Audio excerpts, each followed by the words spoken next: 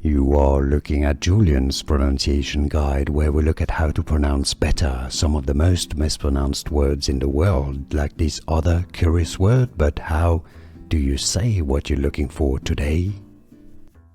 Name pronunciation. A beautiful name we have here, but yes, some people get confused by it. If you want to learn more confusing pronunciations of names, stay tuned. I've got many more for you at the end of the video. Meaning jasmine blossom. How beautiful is this? You know the jasmine, the flowers that smell so good? Anyhow, it's pronounced Jazlyn. Jazz, you know, the music, jazz, the music genre. Jazlyn, a short E sound. Stress on the first syllable. Jazlyn. Do you pronounce it any other ways? Where are you from as well?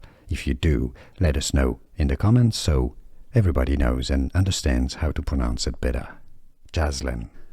Here are more videos on how to pronounce more confusing words and names too many mispronounced. Like this video if you found it useful. I appreciate your support. I'll see you soon and thanks for watching.